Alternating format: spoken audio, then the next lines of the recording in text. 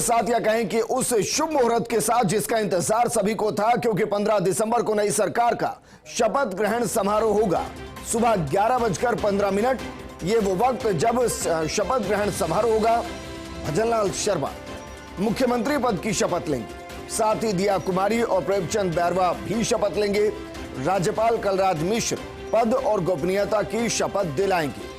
राज्यपाल ने नई सरकार के प्रस्तावित शपथ ग्रहण कार्यक्रम का अनुमोदन किया है।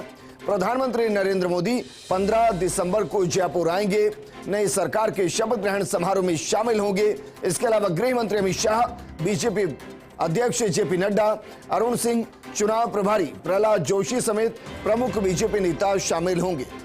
प्रदेश भर से बड़ी संख्या में बीजेपी के पदाधिकारी और कार्यकर्ता भी शामिल होंगे।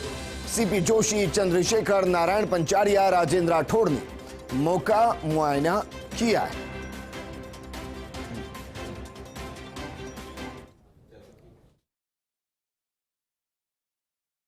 सबसे पहले तो मैं माननीय देश के यशस्वी प्रधानमंत्री नरेंद्र मोदी जी को धन्यवाद देता हूं, माननीय राष्ट्रीय अध्यक्ष जी को धन्यवाद देता हूं, माननीय हमारे गृह मंत्री सम्माननीय अमित शाह जी को धन्यवाद देता हूं, देश के रक्षा मंत्री माननीय राजनाथ सिंह जी को मैं धन्यवाद देना चाहता हूं।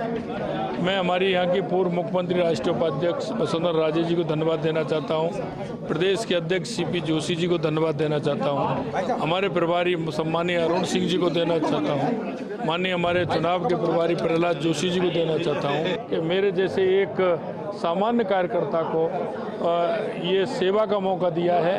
मैं सभी का अभिनंदन और धन्यवाद। शपथ होगी, भव्य समारोह होगा और आदरणीय प्रधानमंत्री जी, आदरणीय राष्ट्रीय अध्यक्ष जी, आदरणीय गृह मंत्री जी और कई प्रदेशों के माननीय मुख्यमंत्री महोदयों को हमने आमंत्रण भेजा है। उन सबका विशेष आशीर्वाद उस कार्यक्रम में, भव्य समारोह में हम सब लोगों को मिलेगा और राजस्थान के कोने कोने से लोग इस भव्य समारोह में शिरकत करने पहुंचेंगे।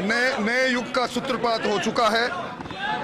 15 तारीख को नए मुख्यमंत्री जी शपथ लेंगे, भव्य कार्यक्रम होगा। जनता पूरे राजस्थान के आवाम को हम उसके लिए आमंत्रण पत्र भेज रहे हैं।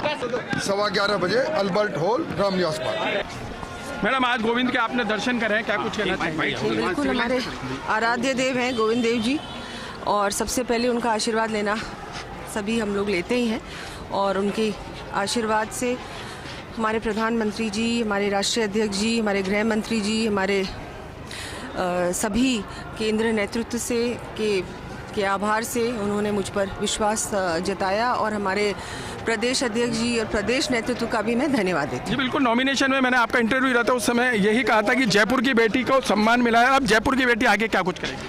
नहीं, बिल्कुल, मैं जैसा मैंने कहा, मैं बहुत बहुत धन्यवाद देती हूँ, आभार व्यक्त करती हूँ कि मुझ पर विश्वास जताया पार्टी ने भी और जनता ने भी। आज का क्या कार्यक्रम है? बहुत बहुत धन्यवाद। राजस्थान की राजनीति में कल का दिन इतिहास के पन्नों में शामिल होगा, क्योंकि कल 3 ऐसे नामों पर मोहर लगी जिसने पूरी राजस्थान की राजनीति को चौंकाया।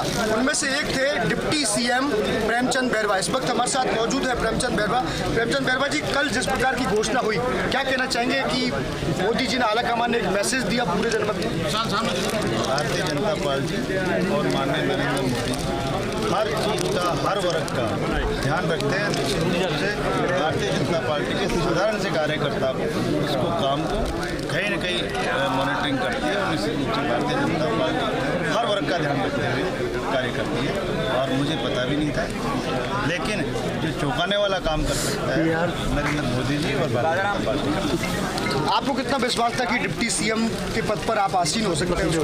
मैं कह रहा हूँ, मुझे पता ही नहीं था। मुझे 2013 में जब MLA का टिकट दिया जब भी पता नहीं था, 17 में दिया जब भी पता नहीं था, और अभी वाला मुझे विधानसभा का टिकट दिया वो भी पता नहीं था, क्योंकि धरातल पे काम करता रहता है भारतीय जनता पार्टी का कार्यकर्ता, तो निश्चित रूप से उसको आगे बढ़ने का मौका जो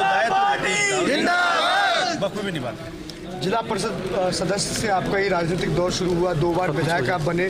आपने दूदू की जनता को परखा है और दूदू की जो समस्या है उनको भी जाना है। डिप्टी सीएम आपके पद मिल गया है, तो किस प्रकार से जनता की जो प्राथमिकता उन पर काम करेंगे? जब भारतीय जनता पार्टी ने मुझे 2013 में टिकट दिया और उन 5 साल में जो मेरा कार्यकाल रहा, सारे विकास कार्य इतने हुए, हर गाँव में गौरव पर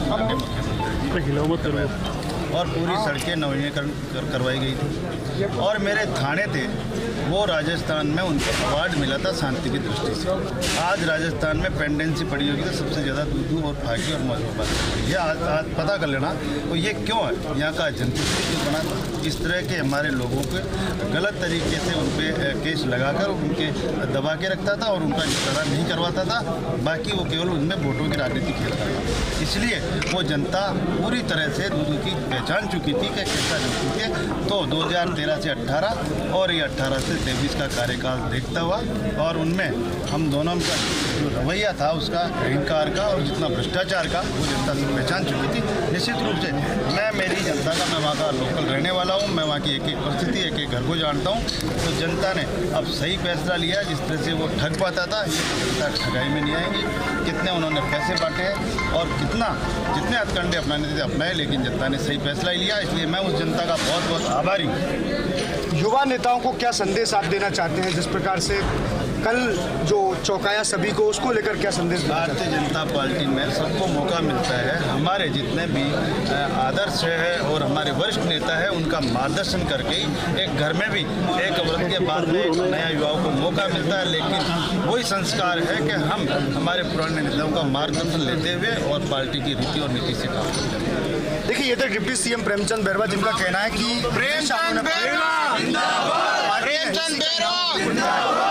राकेश के साथ भारत दीक्षित फर्स्ट यूनिट